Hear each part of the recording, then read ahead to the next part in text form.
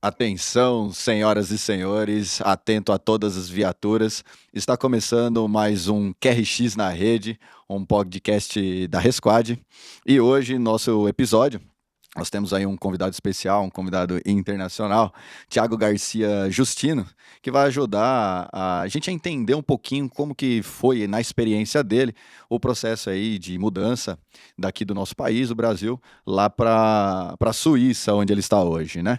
Bom, o Thiago Justino, ele é técnico de enfermagem, ele é condutor socorrista, ele está há mais de 2 décadas no serviço de APH móvel, APH fixo, e, além de tudo, é um grande amigo aí que o Prosta Alarme nos trouxe. Conheço o Thiago Justino já há um bom tempo, né? Na torcida por ele aqui, ver que ele está crescendo cada vez mais aí na vida profissional e pessoal. Mas antes, quero fazer um agradecimento aos nossos apoiadores, todas as marcas aí que comungam do mesmo propósito que a Resquad, né, para que os outros possam viver, em especial a Resgatécnica, que é uma empresa do Edivar, um grande amigo nosso, que é uma empresa aí, fabricante, distribuidora de materiais de resgate e salvamento e APH, de alta qualidade, nível internacional. Então, para você que é profissional, para você que é gestor, para você que é proprietário de empresa, está precisando de algum equipamento, algum material, vale muito a pena dar uma checada lá. Acessa lá www.resgatecnica.com.br ou pelo número DDD 31 3290-2300. Bom, Thiago, muito obrigado pela participação, por esse tempo. Thiago, ele tá mais ou menos 4 horas de diferença da gente aqui no Brasil, o cara já tá querendo dormir. Então, muito obrigado, Thiago, seja bem-vindo. Agradeço, Anderson. Obrigado pelo convite. É um prazer estar participando do seu podcast. São 4 horas exatamente a mais que o Brasil. Estou quase indo dormir mesmo. E nem tá frio, né? Aí tá tranquilo hoje, né? 0 graus no momento, mas aqui dentro está 24 graus. Ah, tá Mas lá tranquilo. fora está frio. É o que eu sempre falo, né? Esses países que têm uma estrutura como essa, não passa frio, né? Agora vem pro Brasil aqui a 0 grau que você vai ver que gostoso. É, não precisa nem chegar a 0 graus. Com 12, 14 aí a gente já sofre, né? Porque, rapaz, Mas é um prazer, Anderson. tem estado aqui no Brasil que 20 graus os caras já estão de cachecol. Com certeza. Bom, Thiago, como eu disse aqui, você é um dos profissionais que eu conheço há muito tempo. Trabalhamos junto no passado numa concessionária de rodovia no interior de São Paulo. Tive a oportunidade de atuar contigo aí quando você estava lá na condução da ambulância, como socorrista e tudo mais. Ah, Dentro desses mais de 20 anos que você tem de experiência, fala para quem está nos ouvindo aqui, quem está nos acompanhando, como que foi a transição, né? Como que foi a transição de trabalhar todo esse período aqui no Brasil e depois você ir aí para a Suíça, ver a realidade aí desse país. Como que foi essa transição? Anderson, eu falaria para você que não é nem como foi, mas como está sendo, né? Eu estou morando aqui há 4 anos e meio. A gente resolveu arriscar, não vim com emprego já garantido. A gente meio que largou tudo e nós falamos, vamos arriscar. E no começo, no primeiro ano, eu não consegui trabalhar na área da saúde. Eu cheguei aqui, eu estava estudando alemão já, onde eu moro aqui, fala alemão. E aí eu estava estudando já no Brasil, quase um ano antes de eu vir para cá. Aí eu cheguei aqui e vi que o nível que eu tinha estudado ainda era muito pouco para conseguir começar a entrar no processo de validação do meu diploma como técnico de enfermagem. Então, assim, o meu primeiro ano aqui eu não consegui de jeito nenhum, nem emprego como ajudante no hospital e algum lar de idoso por causa do nível de idioma. Então, assim, minha primeira dificuldade realmente foi o idioma. Nesse primeiro ano eu tive que procurar emprego em obra, em firma, e acabei arrumando numa empresa de restaurantes, né? Um restaurante como ajudante. Então, assim, depois desse um ano que eu comecei a conseguir contatos num lar de idosos, que com a minha documentação daí do Brasil, né? Daqui não, daí do Brasil, eu coloquei ela para traduzir, uma tradução oficial aqui. Com essa documentação, eu consegui um emprego, a princípio, como estagiário no lar de idosos, que eles olharam, leram todo esse meu histórico, e aí eles me deram a oportunidade para demonstrar na prática se realmente eu tinha trabalhado, porque eu não tinha esse documento reconhecido pela Cruz Vermelha, que é o órgão da saúde aqui que faz esse processo de validação. Então, eu já estou há 3 anos nesse emprego, ainda estou como cuidador, não consegui ainda passar como técnico de enfermagem pelo fato do meu reconhecimento ainda não ter sido ainda terminado, né? Não terminou ainda o processo de reconhecimento. É um processo longo que ainda tá quase no fim, acredito eu aí, né? É. Mas a minha esposa, ela também fez o mesmo processo, pelo fato dela falar desde criança aí o idioma, então ela chegou aqui e já deu início a esse processo. Mas aí acho que a gente vai falar mais para frente aí detalhes sobre como que é essa validação. Então esse choque ainda ou essa transformação ou essa adaptação ainda está ocorrendo para mim, né? Legal, legal. Então, os principais desafios, então, tá relacionado aí ao idioma. Esse é o primeiro ponto que você está colocando, né? E quais foram as principais diferenças, né, nesses 4 anos que você está aí, que você encontrou entre o sistema de saúde brasileiro e o suíço? Principalmente, né, apesar de você não estar atuando no contexto da urgência e emergência, mas você já consegue, né, ter uma visão, um panorama. Mas, então, quais foram as principais diferenças no sistema de saúde, principalmente na parte de urgência e emergência, comparando aí os dois países? A diferença sim, Anderson, que eu falaria para você, primeiro no sistema de saúde em geral. Então aqui ele não tem o SUS, ele não tem esse sistema público para todo mundo, né, que a gente tem aí no Brasil. Então você já começa daí. Então você começa a entender um pouco aí como que funciona de uma forma em geral. Então falando como cliente, como paciente ou como cidadão.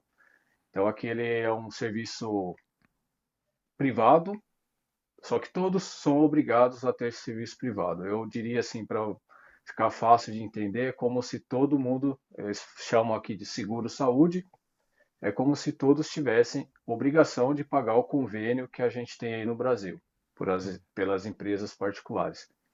Então, todos têm que pagar esse seguro-saúde. Então, nada é de graça, a ambulância não é de graça, o helicóptero, o hospital, a consulta. E aí você pode estar perguntando, mas espera aí. Então, se eu não tiver dinheiro para pagar esse seguro-saúde, e é isso que eu achei bacana aqui.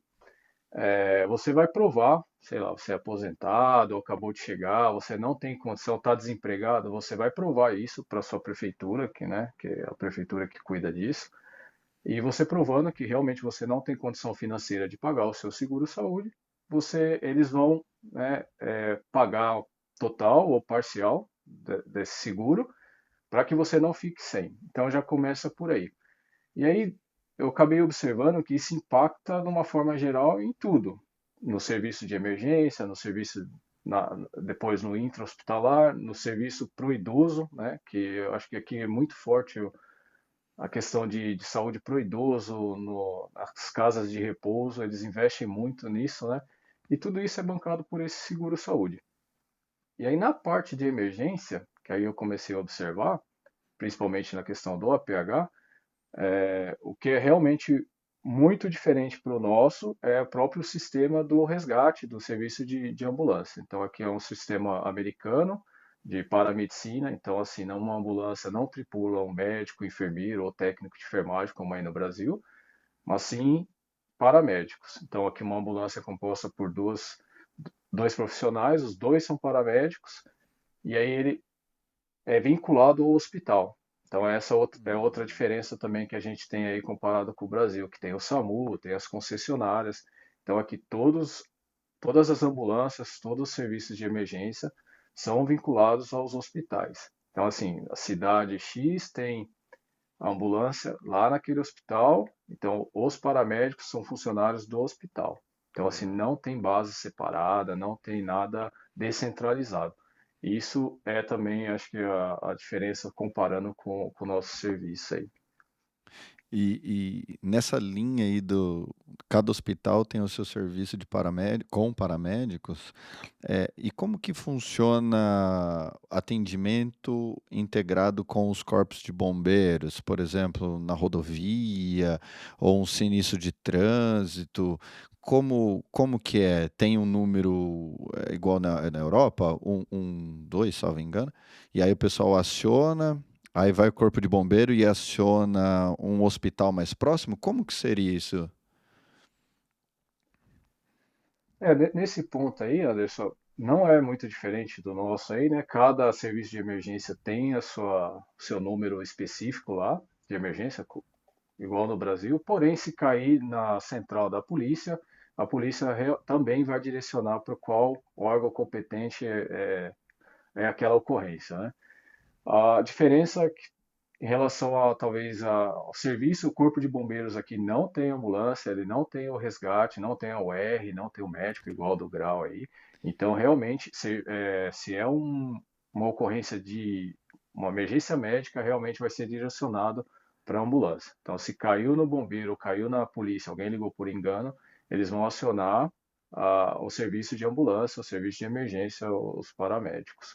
Claro que se for um acidente de trânsito, por exemplo, eles vão estar acionando aí o recurso exigido para a situação. Se no caso de um acidente com preso em ferragens, eles vão estar acionando o bombeiro.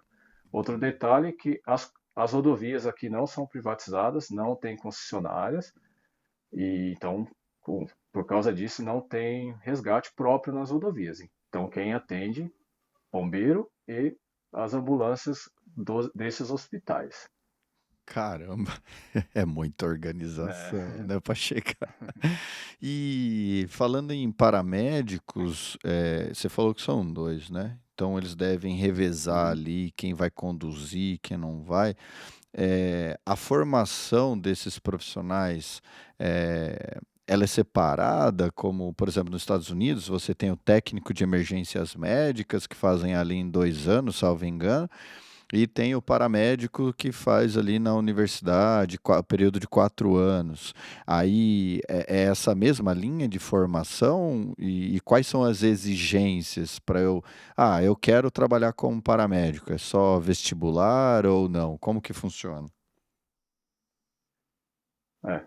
Então, Anderson, é o seguinte, a questão do paramédico, aqui eles são iguais, assim, até onde eu não fui assim tão profundo, né, saber, mas assim, o que eu já olhei, que eu li, fui até numa escola aí da paramedicina, né, que dá o curso para eles, são 3 anos, eles exigem que você tenha um curso, no mínimo um curso técnico antes. Por isso que, vamos supor, se eu quiser fazer a paramedicina agora, eu não posso, porque eu não tenho nenhum curso profissionalizante comprovado.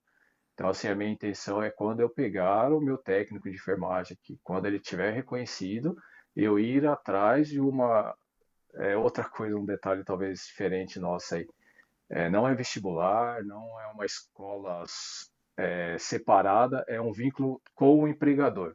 Então, assim, todo curso, toda faculdade que você faz aqui, um exemplo, o hospital, ele abre X vagas para estudantes de enfermagem. Então, assim, você vai lá naquele hospital, você faz uma entrevista como se fosse para o emprego, só que para vaga de estudante de enfermagem ou para vaga de estudante de paramedicina. Então, se eles gostarem de vocês, vão fazer um teste. Aí, se você for o escolhido deles, eles vão te escolher. Aí você vai ser contratado por aquela instituição, vinculado àquela escola. Então, você já vai ter um contrato de trabalho e de profissão, né?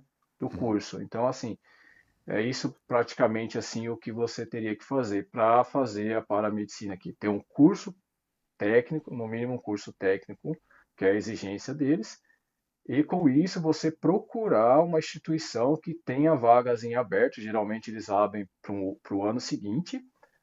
Aí você vai fazer entrevista e se eles te escolherem, você vai estar iniciando o curso de paramedicina vinculado já com aquele hospital. E aí você reveza já trabalhando e estudando. Então já é um curso praticamente muito prático, né? E isso não é só para medicina, é para todos os cursos, né? Toda profissão aqui ela funciona assim. Você não vai lá na escola e faz só a escola e depois vai fazer estágio no hospital. Ou, sei lá, você passa no vestibular público, fica na escola lá fazendo a faculdade, entendeu? É, praticamente é um emprego já vinculado à instituição, à escola, para você fazer o curso profissionalizante. Cara, É que. bem, bem diferente, né? E funciona, né? É, Pelo jeito funciona. Mas é. também acredito. Assim, olha, Pode falar. pode falar. Então, eu acho que assim, a minha visão, né, hoje, principalmente 4 anos observando muito, porque no meu trabalho também, né, tem bastante estudantes técnicos de enfermagem, enfermeiros, estão fazendo o curso. Eu acho que assim, tem as vantagens e desvantagens, né? Tem os prós e os contras. Eu fui nessa escola de lá dos paramédicos, eu achei a escola fantástica. E aí, qual que foi a visão que eu tive? Tipo assim, desde o primeiro dia que você entrar até o último dia que você sair, você vai aprender sobre APH, cara. APH, infantil, idoso, todas as idades, obstétrica, tudo focado na emergência pré-hospitalar.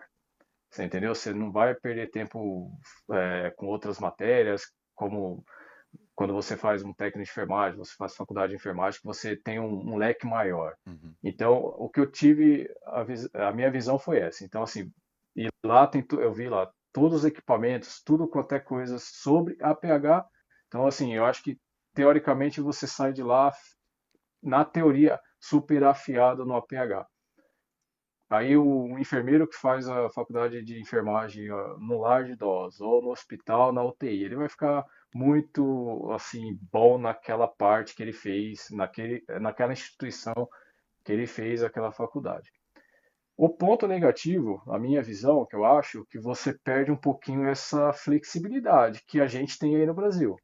Eu acho que quando a gente faz aí o curso técnico de enfermagem, você faz a faculdade, você tem um leque maior de uma abrangência maior no que você aprende. Uhum. Então, assim, eu acho que essa talvez seja uma diferença. Comparando com o nosso APH, um exemplo, um técnico de enfermagem vai para o SAMU, às vezes ele nunca trabalhou no APH, nunca trabalhou no SAMU. O enfermeiro vai trabalhar talvez na rodovia, talvez nunca tenha trabalhado na rodovia. E aí, assim, eu fui assim, né? Então eu comecei, você fica inseguro, não é a sua vivência, sua vivência é de hospital, é de um outro ambiente.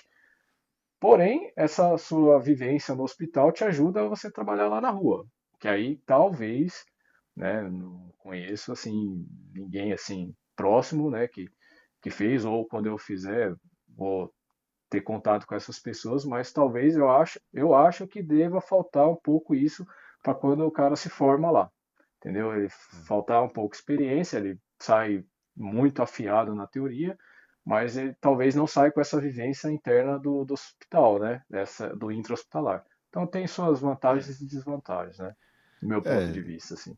nem tudo são flores, né? Para tudo na vida vai É, ter aí seus pontos positivos, seus pontos negativos. Mas eu acho que também uma das coisas que está muito vinculada aí é a questão cultural, né? A cultura do povo suíço. A Suíça é um país muito elogiado, né, em vários sentidos, né? Ela é elogiada na parte de segurança viária, na parte de criminalidade, que é baixíssimo, dentre outros, né? E de fato é isso mesmo, Thiago? Aí, por exemplo, o número de sinistro de trânsito é menor que o Brasil ou os caras só falam isso aí para inglês ver? Na prática é isso mesmo? ou para suíço ver, né? É. Não, olha, na prática é isso mesmo, cara. Tipo, a diferença. em número de acidentes, assim, é absurdo, não tem nem comparação. Eu moro no interior, se for ver, assim, a cidade que eu moro ela é interior, mas assim, a 30 quilômetros de uma cidade já maior, então, tipo, onde eu morava ali, Indaiatuba para Campinas, é praticamente a mesma coisa.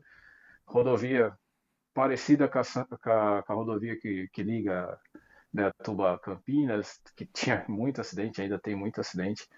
Isso chamou muita atenção. Com o passar do tempo, eu fui observando que, pô, a rodovia aqui é perigosa. O trecho que eu pego para ir trabalhar é como se fosse uma vicinal. Eu nunca vi um acidente de trânsito, não ouço falar em acidente de trânsito. Há 4 anos que eu tô aqui, eu não escutei nenhuma, nem em jornal, nada, nessa rodovia que eu moro aqui. Falei, não, não é possível, cara. Tipo, o que que acontece, né? Para não ter. E aí, Anderson, com o passar do tempo, o que que você vai observando? Você lembra que eu falei que não tem, as rodovias não têm resgate, não são privatizadas, não tem Sim. base, não tem ambulância? Porque não precisa, cara. Se for ver, não precisa. E aí eu falei, mas por que, cara? Qual que me bate essa curiosidade? Foi batendo essa curiosidade, eu fui tentando ver. Aí eu acho que assim, eu cheguei à conclusão, não é difícil de se encontrar os motivos, né? Tanto por que que aqui tem pouco acidente e por que que aí tem muito. Cara, na minha validação da CNH aqui, eu procurei a polícia aqui e fui me informar o que que eu teria que fazer. Então, assim, eles pegam a sua CNH, primeiro eles confirmam se o país é um país validado para eles aqui, que se realmente o documento for verídico, eles podem validar. Então, essa é a primeira avaliação, a polícia fica com a sua CNH lá, eles fazem essa avaliação, opa, do Brasil aqui a gente aceita, desde que ela não seja falsificada, né? Aí eles aceitando, aí eles marcam uma prova prática para você não precisa fazer teoria, não precisa fazer nada. Eu fui orientado a fazer algumas aulas práticas, né, para não fazer direto a prova, uma adaptação, porque realmente eu tenho alguns detalhes aqui, algumas coisas que mudam. E nessa hora que eu fui fazer essa decisão de vou fazer, ó, vou ver quantas aulas eu faço, aí eu fui numa, tipo, uma autoescola, e minha CNH aí do Brasil é a profissional, que a gente dirige ambulância, dirige os resgates das rodovias, que é a categoria D. Então a gente olha aí, né? A gente tem a A, B, C e D, e a E, né? É. Então assim, a minha CNH era D e eu posso ainda dirigir tudo quanto é veículo aí no Brasil, exceto o articulado, né? E aí você me pergunta, eu nunca dirigi um caminhão, cara. Tipo, eu dirigi o caminhão pequeno lá da ambulância da rodovia. Mas assim, eu poderia dirigir um caminhão, um ônibus grande. Eu nunca fiz aula no ônibus grande, nunca fiz aula num caminhão grande. Eu fui uma vez fazer teste numa rodovia me colocaram um caminhão pipa para dirigir. Eu nunca tinha dirigido um caminhão. É muito diferente, cara. Então assim, você pega uma CNH, eu fiz aula no micro-ônibus e aí você pode dirigir, né? Tudo isso, exceto o articulado. E não é bem assim, né, cara? Tipo assim, eu não me sinto seguro em dirigir um caminhão grande, entendeu? Porque eu não fui treinado para aquilo. Aí eu fui lá na autoescola, lá o cara me mostrou lá uma folha, uma A4, quase que não coube na A4 lá, né? De categorias, cara, de categorias de CNH. Então, assim, ônibus é ônibus, caminhão é caminhão, micro-ônibus é micro-ônibus, moto de pequena cilindrada. Quantos acidentes de moto a gente não vê aí no Brasil de pessoas que não estão acostumadas a dirigir motos de Uhum. alta cilindrada, né? Motos grandes, acostumadas a dirigir motos pequenas e vão dirigir uma moto maior aí, não sabe, porque não é a mesma coisa, né, bro? Então, assim, é, você já começa a perceber um pouco a diferença aí. Tanto que o cara me orientou. Você garante a sua carta aqui, você pode escolher ali, ó. Você pode escolher caminhão ou ônibus, né? Que é o que mais ou menos equipara a sua CNH.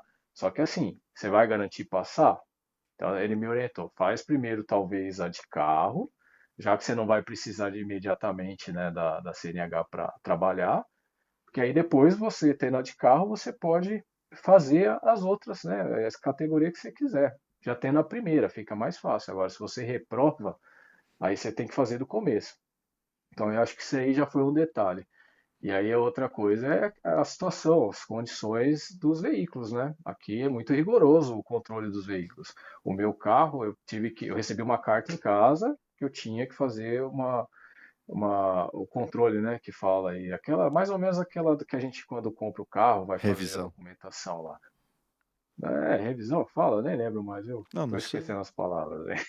É O aquele cara já tá controle lá alemão. que o Ciretran, aquele controle que o Ciretran tem que fazer lá, ou o Detran faz. Ah, Os tá. caras erguem o carro, é a polícia que faz, você leva o carro lá. Antes de ir lá, eles já querem que você lave embaixo do carro, que você leve com o motor lavado, embaixo lavado. E eles fiscalizam tudo, cara. É suspensão, freio, tudo. Minuciosamente o carro é fiscalizado. E assim, se não passar, tipo assim, você não pega o documento do carro, você vai embora para casa, eles te dão um prazo para você dar um retorno. E para caminhão e para ônibus, o prazo, assim, eu não me lembro exatamente, mas eu acho que é de anual, cara. É anual. De carro usado é de cada 2, no máximo 3 anos. Carro zero, no carro zero não precisa, mas carro usado tem isso daí. E com ônibus e caminhão, ó, o controle é praticamente anual.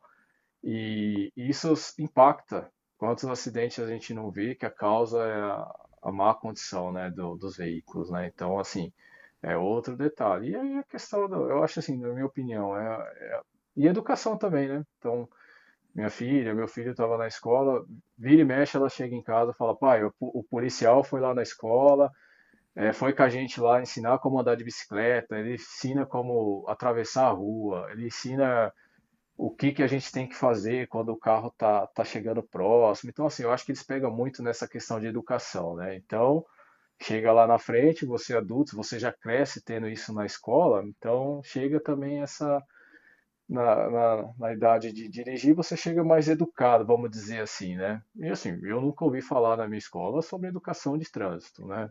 Sinceramente. E, então, assim, eu acho que eles pegam muito nisso. E não pode só ficar refém disso, mas a punição também, né? Então a punição aqui para alta velocidade, assim, é bem forte, né? Então, meu sogro, ele levou uma multa mês passado, porque ele foi buscar um espelho, ele comprou um espelho de um metro e meio de altura, colocou na diagonal entre o porta-mala e o banco passageiro na frente. A polícia, o carro da polícia passou o carro dele, subiu um painel de LED informando para ele seguir o carro da polícia e encostar onde eles foram encostar. Aí ele encostou, o policial parou do lado direito lá, falou: "O senhor tá me enxergando?" Aí ele falou: "Tô enxergando aqui, ó, no retrovisor do meio." Aí ele falou: "Não, não é isso que eu tô falando, não, é do lado." E aí ele falou: "Não, então."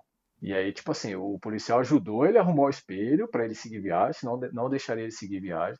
Mas ele levou uma multa aí bem salgadinha, cara. Então, assim, né, também isso, o doer no bolso também eu acho que impacta também, viu? Alguns países da Europa, né? Espanha, salvo engano, é a Espanha que adota muito desse modelo, né? Educar muito bem os pequenos, né? E os adultos atuar na punição, principalmente na parte financeira, né? Doeu no bolso, o cara vai pensar duas vezes de fazer. E aqui no Brasil, a É, gente, de fato, é um dos pontos que a gente mais, entre aspas, critica. É, é muito baixa a educação nesse sentido, educação de trânsito. Eu já percebo, comparando com a minha educação, escolar, que já existe diferença. Dos meus filhos já tem ali a semana do trânsito e tudo mais.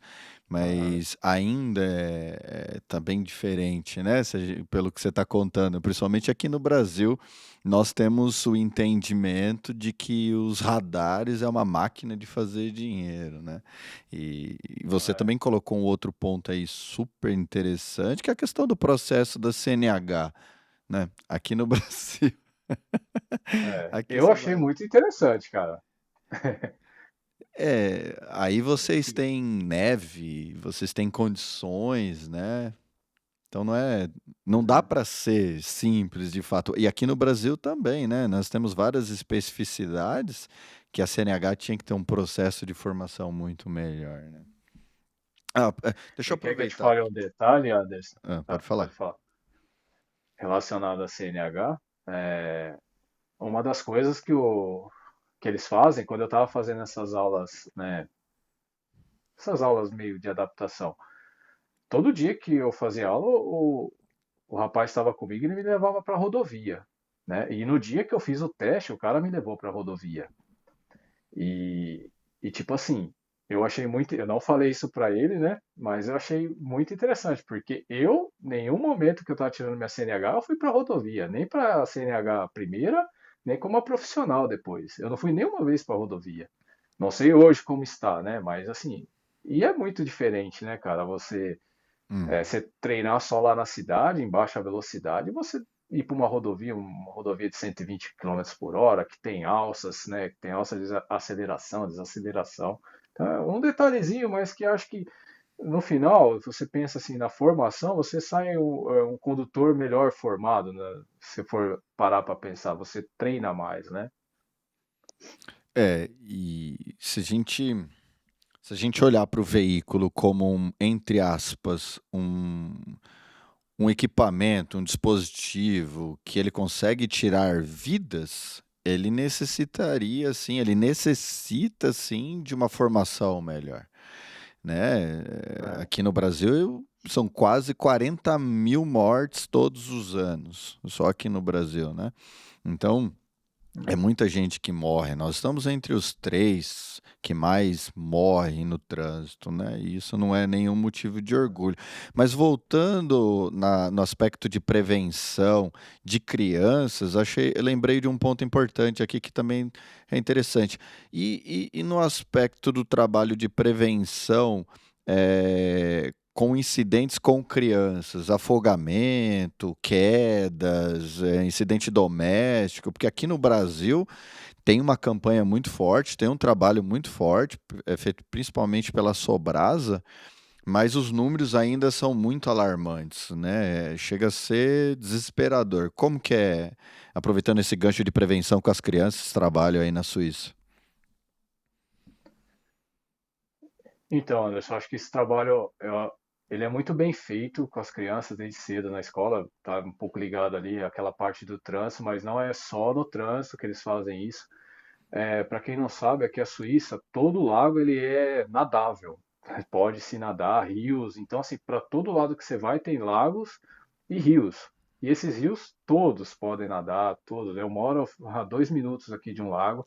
E são lagos grandes, são lagos fundos que quando eu cheguei aqui, cara, eu fiquei assim muito preocupado, né? Muito preocupado, questão não só das crianças, mas comigo mesmo, né? Porque tipo, a gente tá acostumado a nadar nas piscininhas aí, ou quando vai pro mar lá, sofre um pouquinho, né? Bate o braço lá, mas aí eu comecei a reparar que tinha muita criança, cara, muita criança mesmo, e criança às vezes pequena, e eu falando, cadê os pais dessas crianças, né? E aí, cara, eu ficava assim, de verdade, preocupada. A minha esposa até fala, relaxa, minha filha, eu não tô conseguindo relaxar não, olhando essas crianças aí, né? Sabe aquele. Parecer que a gente enxerga meio que sempre aquela coisa, né? O pós, né? Muito. A Porque a gente tragédia. vê muita coisa, né? A gente vê muita coisa, né? E quando a gente vai atender aí, a gente sempre vê já o pós, né? Pô, poderia ter sido evitado ou não. Enfim, aí com o tempo foi passando, eu fui percebendo, tipo, minha filha, hoje ela tem 9 anos, mas já faz praticamente 2 anos que ela tem aula de natação na escola, e são aulas mesmo. Em determinados dias, era uma vez por semana, eles vão para um clube que tem piscina e eles ficam lá praticamente quase que a manhã inteira fazendo aula de natação. Então, assim, eles investem muito nessa questão de natação para as crianças, porque eles sabem que precisa saber nadar aqui. Não dá para morar aqui sem saber nadar, cara. Principalmente sendo uma pessoa daqui. Principalmente sendo alguém que cresce aqui. E quando nós chegamos aqui, cara, eu percebi no começo, assim, não só na questão do lago, mas num parquinho, né, parque de criança, esses de praça, essas coisas, comecei a reparar, assim, que tudo é a base de corda e madeira. Aí comecei a ir percebendo que os pais deixam as crianças muito soltas. Deixa a criança pequena mesmo, cara, muito pequena, assim, praticamente começou a andar, cara, eu vendo lá os moleques subindo nas cordas, para subir no escorregador, caindo no chão meio assim, borrachado, né? Não tão cimento, mas ou areia, mas os pais deixam as crianças muito soltas, cara. E aí e os meus filhos já um pouquinho maior chegavam aqui, Cara, não subia um escorregador com corda, tinha medo de tudo, cara. Aí eu falei pra minha esposa, "Ô, meus filhos são Nutella, hein, cara? Nossos filhos são Nutella." Mas aí, assim, entra um pouquinho a cultura também. Eu acho que a gente tem uma cultura por necessidade, a gente tem que fazer isso no Brasil, de super proteger, de estar sempre do lado, não pode deixar ir no outro corredor do supermercado que tem risco, né, cara, Uhum. de acontecer alguma coisa. Então, assim, infelizmente, a gente faz isso por necessidade, mas isso acaba super protegendo demais as nossas crianças, os nossos filhos desde cedo, e eles acabam, acho que, não desenvolveram tanto muitas coisas. Que nem, e aí é que eu percebo aqui, cara. Você vai esquiar, pô, os moleques desde pequenininho, acho que já sai do hospital da barriga da mãe com esqui no pé, cara. E, cara, é super perigoso esquiar, cara. Eu fui lá esquiar, eu falei, esses caras são loucos. Só que assim, é muito isso. Eu acho que eles têm uma cultura muito de deixar, cara, e de ensinar, ó, você não pode ir ali, não pode fazer isso. Um outro exemplo que eu dou para você, tem muito apartamento, prédio aqui, né, de vários andares, e as janelas sem grades, né, não tem a grade de ferro, são janelas grandes, e não tem rede, cara, não tem grade, né? Então é isso. Eu falei, meu, por quê? E você não ouve falar de queda de criança, pelo menos eu nunca ouvi aqui, deve ter, Hum. mas eu nunca ouvi, assim, pelo tanto que tem, entra tudo na mesma linha, né? Aham. Então, assim, é tudo acho que muito relacionado. E eu percebo que eu acho que é uma cultura de muito ensinar assim, ó, você não pode fazer isso por causa disso, você não pode fazer isso. E parece que eles crescem já com essa visão, ó, não vou fazer, isso aqui não pode.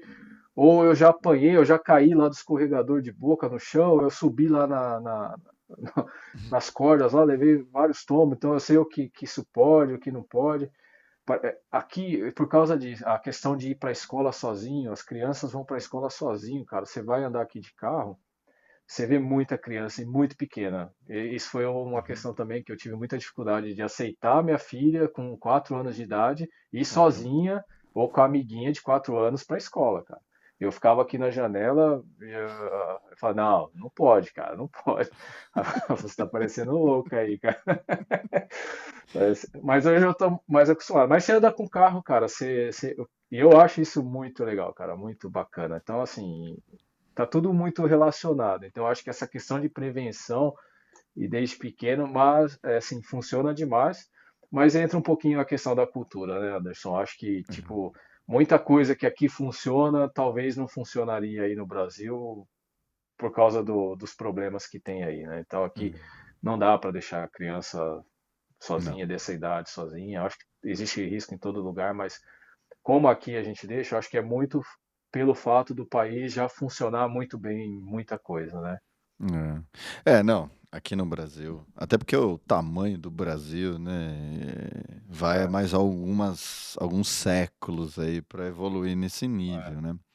Mas voltando no aspecto técnico, no aspecto de para quem está nos ouvindo e nos assistindo, que tem interesse, né, de ir para outro país, no caso, hoje aí a sua experiência da Suíça, você me falou uma coisa que me chamou a atenção. Quem faz a validação dos seus documentos, certificação e tudo mais, é a Cruz Vermelha, não é o Corém daí? Não, é a Cruz Vermelha. Ela faz não só como a gente aqui da enfermagem, mas como se for médico, fisioterapeuta, no geral, né? Então, assim, se a pessoa ela pensa em vir para cá trabalhar, fazer a validação, então é um processo lento.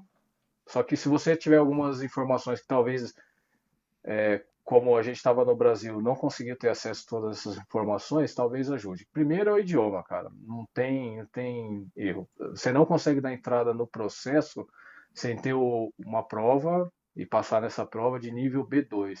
Nível B2 ele é um nível um pouco avançado, assim, um nível que você já tem que falar um, razoavelmente bem, entender razoavelmente bem, coisas um pouco mais complexas. E essa prova ela é muito difícil. Eu tive que fazer ela 2 vezes e só de marcar, você marca ela daqui 3 meses é a prova e resultado daqui 3 meses. Então assim, Hum. como eu passei parcialmente, né? Eu passei a prova oral e não passei a escrita, então eu tive que refazer a parte escrita, mais 3 meses para guardar a prova, depois mais 3 meses para resultado. Aí nessa segunda vez eu passei na segunda parte, peguei o resultado na mão, aí a partir daí você junta todos os seus documentos no site da Cruz Vermelha, você faz um pré-check, né, que eles falam, você responde já vários itens lá, manda por e-mail, você escaneia todos os seus documentos do Brasil, manda para eles, eles fazem esse pré-check e aí começa, cara. Ah, agora a gente precisa de tal documento, precisa de disso, daquilo. Um exemplo, eles pediram para mim a mulher eles não pediram, por isso que eu falo, acho que tem muito pessoa para pessoa, o que que a pessoa, a gente fez escolas diferentes, ela tem uma experiência muito intra-hospitalar, eu acho que por causa disso eles dificultaram um pouco o meu, porque assim, a minha experiência não é compatível com o serviço aqui, né? Então aqui um técnico de enfermagem não trabalha no APH, então Uhum. assim, quando no meu currículo lá que eu tinha que colocar onde eu trabalhei, estava praticamente toda a minha experiência, né, 98% no pré-hospitalar. E aí eles pediram, já um processo bem avançado, uma carta de referência de todos os, vamos falar aí no Brasil, todas as empresas que eu trabalhei, né?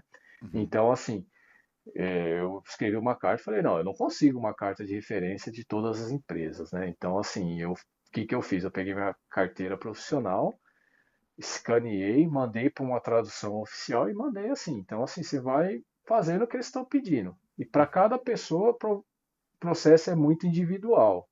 Mas para a gente que vem do Brasil, provavelmente vai ser mais ou menos parecido. Então, se alguém tem essa ideia, o processo é esse. Se você tiver todos esses documentos, você encaminhou para a Cruz Vermelha lá, 1 ano e meio mais ou menos para eles te darem a resposta, ó, foi aceito ou não foi aceito. E quando foi aceito, eu dou o exemplo da Elke, né, que é a minha esposa que fez, e ela já está trabalhando como técnica de enfermagem no hospital. Ela fez mais rápido por causa do idioma, como eu já falei, mas quando ela recebeu o resultado que foi aceito, eles pediram uma integração, né, como se fosse uma adaptação daquilo que eles acharam que, ó, falta um pouco disso, falta um pouco carga Uhum. horária dessa matéria. E ela fez especificamente o que eles pediram, entendeu? Mas assim, o dela não foi muito demorado. Eu lembro mais ou menos que estava no Covid ainda, ela fez muito aula online e a prática lá onde ela estava trabalhando mesmo. Uns 6 meses mais ou menos. Entendi. E, eu ia te fazer essa pergunta. Depois que validou tudo, então não precisa fazer um outro curso suplementar. Seria um ajuste da carga horária de temas específicos que eles julgam aí que precisa de ajuste. Entendi. E o paramédico? No caso, como você disse, né? Se você for aprovado, aí você faz uma entrevista, aí se eles te aprovarem, você faz ali um trabalho estudo. E, e esses hospitais, além das ambulâncias, eles também possuem outros modelos de veículos, aeronave, helicóptero. Quem que tripula aí os helicópteros, por exemplo? Então, os helicópteros, eles vão pela mesma linha. Quem tripula é o paramédico e tem médico também, especialista no aeromédico, né? Então, assim, vamos supor, você fez o paramedicina lá e você quer depois ir para o helicóptero lá, né? Você vai ter que estudar para ir para o helicóptero. Então, vai procurar também aquela empresa que faz o serviço de resgate aéreo, achar uma oportunidade lá dessa vaga de estudante para você estudar e, se eles te aceitarem, você faz lá. Também não é militar, né? Teve uma situação aqui que eu estava, acho que faz 2 anos, que teve um rapaz que se afogou aqui. Acredito que ele teve um infarto dentro da água, né? Nem se afogou. Ele entrou com a esposa, eu estava lá com a família toda e a mulher estava pedindo socorro. A gente, com a ajuda de um outro brasileiro que estava comigo lá, a gente tirou o senhor da água. Ele já estava em parada cardíaca, a gente já iniciou o RCP. A minha esposa chamou o resgate, da água eu já pedi para ela chamar o resgate, que ele já tinha constatado que ele estava parado. Enfim, veio a ambulância, veio a viatura com o médico, né, que eles também têm o carro de intervenção rápida do médico. Depois veio o helicóptero, né? Então aí eu fiquei conversei um pouco com eles, fiquei analisando qual que era a função de cada um. Então, tinha o piloto, ficou um pouco mais afastado com a aeronave. Uhum. O outro integrante era o paramédico, especialista no aéreo, e o outro integrante era o médico. Então, assim, e a questão também, Anderson, ele entra na mesma ideia que a gente falou lá do seguro saúde. Ele também é um serviço pago. Então, assim, se um dia você precisar aí do helicóptero ou de algum atendimento da ambulância, mesmo que seja emergência, será cobrado também. E aí vai de acordo com o seu plano de saúde, né? Geralmente, um exemplo, né? Meu plano, a franquia é 2.500. Entendi. E o helicóptero vem, eu sofro um acidente e fica 10.000 a conta, 2.500 é meu. Entendeu? Eu vou ter que pagar. Entendi. Mais ou Entendi. menos assim. Mas ele é o helicóptero que atende a população. Tanto num atendimento mais simples. Eu trabalho do lado do hospital e o heliponto é lá. Então, várias vezes eu vi o helicóptero, o do resgate, como se fosse o Águia daí, ele Aham. chegando com pacientes tranquilos, cara, que provavelmente foi buscar na montanha. São pacientes que pagam uma parte do convênio que dá direito a esse serviço ao helicóptero, que é o mesmo helicóptero que atende o acidente lá na rua, entendeu? E eles chegam lá, vi várias vezes, né? Dá pra ver da janela, é muito próximo. O helicóptero pousa lá e eles vão lá, buscam uma cadeira de roda e desce o paciente lá. Não, não é. Você Aham. vê o helicóptero pousando no hospital, não quer dizer. Não é Entendi. sinal de gravidade, entendeu? Entendi, entendi. É, aí tem essa questão de montanha, neve, né? Tem muita. Um outro ponto aqui, até a gente conversava numa outra oportunidade, eu lembro você ter me dito que chamou bastante sua atenção e eu acho legal trazer para quem está nos ouvindo, quem está nos assistindo, que é como o processo da morte, né, da notícia, enfim, como que eles lidam com isso. Eu lembro que você comentou alguma coisa, você acha que bacana você compartilhar isso com a gente aqui. Hum. Eu já, antes de vir para cá, eu já tinha escutado, já lido, já que o suíço ele é um pouco frio em relação a lidar com a morte, né? E aí chegando aqui, principalmente trabalhando, eu hoje eu trabalho com bastante idoso, então lido com bastante morte, mais morte esperadas, né? De pessoas bem idosas, né? Que é aquelas mortes não tão traumáticas para a família, que, né? Inesperadas, né? Aham, Tipo no APH que a gente se depara muito aí com jovens. E aí me chamou muita atenção, porque os caras eles lidam muito tranquilo assim com a morte. Lá, talvez nem todos, mas a grande maioria. Até um exemplo para você, quando um paciente chega lá, ou se ele está bom da cabeça ou não, se ele estiver bom da cabeça, ele mesmo pode, né, decidir por ele. Tem que preencher todo um formulário, né, um formulário digital lá, como se fosse a ficha do paciente, né, chegando no hospital. E um dos itens que tem nesse formulário são alguns itens, né, não só um item. Se tiver uma parada cardíaca, quer reanimação ou não? Aí já tem lá no nosso prontuário lá. Então, tipo, quando você pega o plantão lá, já imprime a lista dos pacientes que estão lá e já bem claro assim, ó, fulano de tal, reanimação, sim ou não. Então, assim, já começa por aí. Então, eles já decidem antes, na hora, e às vezes eles estão bem, são idosos que estão super bem. aham, E eles decidem se eles querem reanimação ou não. E aí, quer tratamento se ficar doente, não doença uma gripe, assim, mas uma doença um pouco mais séria, uma pneumonia grave, aí precisar de uma internação, né, sei lá, uma infecção mais uhum. forte, se o paciente ficar meio ruim, precisar de sair de lá, né, da casa de repouso e ir para o hospital. Ele já decide já muito antes, assim, já está escrito se ele quer ou não. E aí Tá. teve uma situação lá de uma senhora que ela, assim, tava super bem, cara. Ela vivendo normal, lógico, ela andava lá com o andadorzinho dela, mas é uma senhora boa da cabeça. Cara, ela começou num dia pro outro lá vomitar, ter febre, ficou super ruim e foi pro hospital. Descobriram que ela tava com infecção pulmonar, né? Só que eles detectaram isso e aí conversaram com a filha e viram que o que ela tinha decidido é que ela não queria tratamento. E aí o que eles fazem? Eles deram alta para ela, voltou para a gente lá, e ela volta com medicações para aliviar o sofrimento, para dor, morfina, e o que Hum. precisar lá para sofrer menos.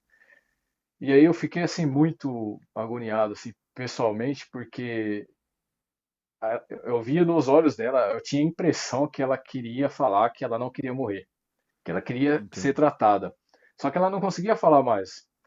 E ela gostava muito, assim, né, de mim, assim, e aí parecia que eu via nos olhos dela, né, que ela queria viver, cara.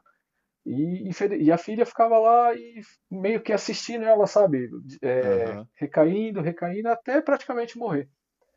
E eu achei Cara. isso muito estranho, cara. E a gente não tem isso, né, cara? A Hum. gente não tem, assim, trata todo mundo, né? Tipo, não tem, nem se conversa sobre isso. É que nem eu falei pra você, tem os pontos positivos e negativos. Eu acredito, assim, que quando o ponto positivo é que realmente uma pessoa que não tem o que fazer, tá só sofrendo lá na cama, Uhum. cara, Paliativo. não tem mais paliativo no último, e aí eles não ficam prolongando a vida dessa pessoa. Então, eu acho que nesse ponto eu acho que é sensato. Mas por outro lado, eu acho que acaba sendo forte demais, porque tem essas situações, tipo dessa senhora, que eu acho que era uma situação que poderia ter sido talvez reavaliada, até principalmente pela família, de falar, opa, será que é isso mesmo que ela quer? E não foi, cara. E aí, tipo, ficaram assistindo ela assim, Cara. devagar até ela morrer, cara. Tratando dor para ela não sofrer, se consegue comer, dá de comer, mas assim, não passa sonda de alimentação, não vai Caramba. fazer medicamento para. Entendeu? Então, e aí sabe o que acontece, cara? E tipo, já tá escrito lá, se paciente morrer entre 10 e 7 da manhã, não é para ligar, só liga a partir das 7 da manhã, né? Então, um pouquinho estranho pra gente aí, né? Não quero ser Mas, incomodado, cara. Deixa eu dormir. mas é bem isso, cara. Tipo Se assim, não você vai for parar mudar? pra pensar, é isso. Tipo assim, se você for parar pra pensar, é isso mesmo, ó. Não, e eu não tô brincando, velho. Assim, morreu entre 10 e 7 da manhã, não é para ligar, a partir das 7. Então, assim, é difícil, né? Assim, particularmente nunca vi nada parecido aí onde eu trabalhei no Brasil, Tranquilo. né? Então, se você já viu aí, ou alguém já viu aí, pode deixar nos comentários aí. Falar, aqui já tá assim já. Tipo, ó, Cara, não mas vai é mudar, interessante, então não né? me liga 4 horas Interessante. da manhã. Pô, vou fazer o quê, cara? 4 horas da manhã, Já né? morreu? Mas Ai, interessante, né, cara, cara? que Mas são bacana. culturas, cara, Essa culturas. cultura. E assim, assim, a maioria, se eu falo nem todos, essa senhora mesmo que eu citei do lago aqui, o casal de brasileiro que estava comigo até estranhou depois, né? Que o Uhum. casal de brasileiros mora na Polônia, encontrou com a gente aqui, estava de passagem, e aí aconteceu o que aconteceu. E o cara, ele tinha entrado no lago com essa senhora, eu tinha visto eles entrarem, fazia 5 minutos que eles estavam na água. Por isso, assim, ele não se afogou, ele Aham. teve um mal súbito dentro da água. E assim, tentou lá reanimar, ficamos lá com o resgate lá, com uns 45 minutos lá investindo no senhor lá. E ele não voltou. Nenhuma vez precisou chocar, nenhum momento deu Entendi. ali um ritmo, né, chocável. Então, enfim, provavelmente ele teve ali realmente um infarto fulminante, né? Mas a mulher, ela estava muito tranquila, cara, muito tranquila. Esse casal de brasileiros até comentaram comigo, mas ela é a mulher, esposa dele mesmo, cara? Porque Ele tinha um realmente bom até, sim. até eu fiquei. Cara, ela reagiu muito, muito tranquila, muito tranquila. E a gente está acostumado, assim, né, se É, deparar com essas situações, com familiar junto, de realmente é, familiar. A gente talvez, né, tem isso mais, né, de sofrer mais, né, com a morte, né? Mas é questão de cultura, cara, é cultura. questão cultural aí, né? Cultural. A gente tá chegando ao final aqui do nosso episódio. Mas antes, Thiago, queria que você deixasse aí uma mensagem para quem está nos ouvindo, quem está nos assistindo, pessoal que tem interesse, porque a primeira coisa que vem à cabeça é, cara, Suíça, acho que é o país mais seguro do mundo, se não for, tá entre os três. É um país que o salário mínimo proporcionalmente falando ao custo de vida, traz bastante. O pessoal olha sempre essas coisas boas, né? Ninguém, às vezes, não olha o sanhaço até chegar lá, a ausência É, da família, idioma, é, ser brasileiro. Enfim, quer deixar uma mensagem pra galera aí, ó? Tem muita gente que com certeza vai ser seu vizinho aí logo, logo. Olha, assim, muitas pessoas me perguntam, ô Thiago, cara, o que que você me diz? Eu tô pensando em morar fora, às vezes nem é pra cá, às vezes é pra Portugal, pra outro país. O que que você me diria? Vale a pena ou não? Cara, a minha resposta é sempre parecida, né? Isso, cara, vai de pessoa para pessoa. Então não dá para eu falar para você assim, ó, vale a pena você sair do país para cá, para lá, porque que, quando você vai tomar uma decisão dessa, uma decisão muito séria, muda demais a sua vida, né? Tipo, você larga 30, 40 anos, cara, de vida para trás para começar uma vida nova. Um exemplo, né? Tipo, eu tava muito bem, cara, profissionalmente, principalmente no meu último ano aí, eu tava no cargo de coordenação e talvez eu estava no meu ápice ali profissional e larguei tudo para vir para cá. E aí, chegando aqui, foi como começar do zero. Sabe aquela sensação quando a gente está começando, aquele primeiro emprego na enfermagem, ou antes de entrar na enfermagem, ó, eu quero fazer. E aí você chega num país, cara, que não é o seu, você não é ninguém, cara. Você não é ninguém para o país que você está chegando. Então não adianta você ter 30, 40 mil anos de experiência, falar, ó, eu sou herói lá, eu trabalho, eu sou motorista de UTI. Cara, não adianta nada, cara. Não adianta nada. Você chega aqui, você não tem o diploma ainda, você vai começar do zero. E aí você tem que ter tranquilidade, humildade de começar do zero. No primeiro ano eu fui ralar, fui escutar grito, cara, fui fritar carne, fritar hambúrguer. Um ano ralando, queimando a mão, escutando o grito e assim, ralando. Tipo assim, eu não reclamei porque graças a Deus foi o emprego que eu consegui, foi o emprego que dava o meu sustento aqui, mas foi sofrível, cara. Foi, acho que, tipo assim, acho que eu nunca trabalhei tanto igual eu trabalhei nesse um ano aqui. E tava na Suíça, tô na Suíça. Então, assim, Caramba.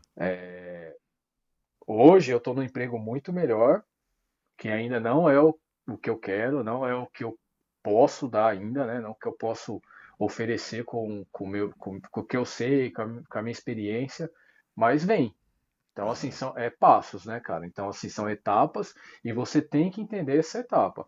Se você já quiser, é diferente de um cara que vem e já muda de país com o emprego já certo em outro país, Uhum. né? Então, quando você faz mais ou menos igual eu fiz, você realmente vai começar bem tranquilo, de baixo, e aí para você chegar lá em cima, você tem que entender o processo. Mas vale a pena, cara. Tipo assim, por isso assim, que é o que a pessoa falou, graças a Deus tá dando tudo certo, mas o dar certo não significa que é fácil, né? É. Tem isso, saudade da família, saudade dos amigos, a cultura. E aí eu aprendi uma coisa, nunca na vida você vai ter 100% das coisas. Nunca você vai ser 100% satisfeito. Toda escolha tem o seu ganho, né, seus ganhos e suas perdas. Então, assim, você perde de um lado, ganha do outro. Mas o importante é você pôr na balança lá, por que que você está saindo fora, o que que você tem aí, o que que você vai ter lá fora, entendeu? Esse que é o ponto principal aí. Legal, legal, legal. Isso é importante porque, como você disse, é uma decisão séria. Você foi com os dois filhos, né? É a família Uhum. inteira, então, de fato, tem que ser muito bem analisado. E se alguém decidir e acabou que não deu certo, como no seu caso, também tem nada de errado, volta e vida que segue, mas precisa avaliar bem, precisa, principalmente essa questão de custos, idioma e outras dificuldades, né? Bom, Thiago, mais uma vez, Com certeza. muito obrigado aí pelo seu tempo. Cara, nossa, deve estar super tarde aí, você que já tá mais tiozão, já era pra você estar Tô dormindo. ficando velho, né? Não, Olha que mas, nós estamos pelo que eu me lembro, você tem a mesma idade que eu, hein? não, mas a carcaça tá mais judiada, né? Eu trabalhei mais no sol do que você, né? É, Não. Mas você tá na Suíça, é, cara. Você começa a trabalhar 11h30 da manhã amanhã, então tá tranquilo. mas isso, né? Olha só, Bom, eu só queria quero. falar mais um negócio aí. Posso Pô, falar? E só um detalhezinho sim, que eu sim, sim, esqueci deve. aqui, cara, que eu acho que talvez seja dos pontos mais importantes, eu não diria mais importante, mas bem legal de citar, e que eu acho que, citando isso, possa ser até uma ideia aí para o Brasil, você que está sempre ligado aí com o serviço de emergências. Eu já falei isso para você algumas vezes em off, né? Uhum. Sobre a questão do DEA aqui, cara, como eles encaram a urgência para leigos, né? Eu vejo que eles encaram aqui ó, essa preparação, né, para os leigos principalmente, esse suporte básico de vida e associado ao uso do DEA. Então o DEA está em todo lugar aqui em via pública, posto de gasolina, praça, 24 horas e assim, ninguém vai lá, cara, ninguém rouba, ninguém vai lá judia, né, do Aham, negócio, danifica. quebra, faz vandalismo e fica lá. E eu vejo vira e mexe aí eles ofereceram curso para leigos para suporte básico de vida. Então, assim, e aí eu já falei para você também sobre os voluntários, né, que é os first responder, né, Aham. que tem espalhados, que quando cai essa informação lá para a central de emergência, eles recebem através de um app via celular. Então, se ele está mais próximo da emergência, ele vai antes da ambulância chegar, leva a mochila, ele tem em casa a mochila de primeiros socorros, Que ele legal. sabe onde está o DEAS mais próximo da casa dele, ou mais próximo da ocorrência. E isso eu acho que são detalhes simples, um serviço talvez assim fácil de implementar, que aí entra aquela coisa da questão de A cultura. Pô, cultura. na minha cidade, será que dá para fazer isso? Dá para fazer isso, cara? Porque quem vai ganhar com isso é a população. É. Pode ser seu pai, pode ser sua mãe, pode ser você mesmo, né? Uhum. E aqui funciona bem demais isso, cara. E eu acho que assim, não entra em questão o valor do equipamento. Sim. Entra a questão da cultura, cara. Não. Tipo, por que que nós não conseguimos deixar um aparelho tão importante, que seja caro, mas tão importante, assim, tão disponível, tão acessível à população e dar essa atenção ao leigo, cara? Porque Uhum. você sabe que quão é importante esse primeiro atendimento, né? Esse Sim. suporte básico de vida, principalmente quando uma ambulância está longe, principalmente aí que tem muita trânsito, essa questão de talvez não ter ambulância disponível, e é esse suporte básico e talvez muitas vezes feito por um leigo que vai salvar a É. vida de alguém, né, cara? Então fica talvez assim, essa experiência que aqui existe e por que não talvez implementar Sim. aí no Brasil, né, cara? Então fica a ideia aí, a dica aí. Talvez já tenha até algum lugar aí, né? Onde Sim, sim. eu morava não tinha, mas eu acho que assim, por que não, cara? Eu acho que a gente tem potencial para também ir para essa linha aí, entendeu? Sim. Para implementar isso daí. Sim, eu também acredito, eu costumo dizer, né? O pessoal às vezes generaliza e demais, fala o Brasil de maneira negativa, do brasileiro de maneira negativa. Eu costumo dizer que a maioria dos brasileiros são muito bons como pessoa, como cidadão, e o Brasil é um país bom, sim. Infelizmente, tem muitas questões que dificultam, né? Como a gente já disse aí no nosso bate-papo, mas é uma baita de uma ideia. Aqui, infelizmente, existem leis estaduais, lei federal sobre a obrigatoriedade de ter uma ambulância, de ter um DEA, e aí, culturalmente, no pensamento inverso, você vê que, a maioria das vezes, o pessoal tenta não cumprir porque olha só o custo, não olha o benefício. Mas É, eu também concordo é, com você, por que não? Temos que caminhar assim, né? Tem que tentar modificar esse é, cenário que nós estamos, porque muita gente se beneficia com isso, né? Legal. é. Então, E assim, eu acho que a questão financeira você consegue parcerias com empresas. Eu acho que às vezes é tentar, cara, tentar sim. e ver que, tipo assim, o objetivo maior lá, né? O porquê da ideia, né? O objetivo é muito nobre, né, cara? Então, Uhum. eu acho que são ideias que. Isso eu acho que a gente tem que tirar de proveito. Ela fala, se tal lugar funciona, cara, por que que aqui não É, pode ser? Ou se é isso aí. talvez, lá, mas vamos aqui implementar na nossa cidade, vamos fazer um projeto piloto, vamos ver, vamos É isso testar, aí. né? Eu acho que é válido, cara. É isso aí. É isso aí. Bom, chegamos ao término de mais um episódio. Quero agradecer mais uma vez ao Thiago pela disponibilidade, estar lá na Suíça, de trazer essas informações para nós, contribuir aí com toda a comunidade de APH, resgate e salvamento. Então, quem tem interesse de ir para outro país, inclusive aí a Suíça. Ele deu várias dicas de como isso pode ser feito. Quero também agradecer aí as marcas apoiadoras do QRX na Rede, em especial a Resgat Técnica. E para você que ainda não nos segue nas redes sociais, por favor, @ResquadBR. Então nos sigam lá. Tem bastante conteúdo, tem bastante informação relevante sobre esse mundo de APH e resgate e salvamento. Mais uma vez, obrigado, Thiago. Até a próxima. Que agradeço. Um abraço, Anderson. Obrigado aí. Até a próxima. Valeu.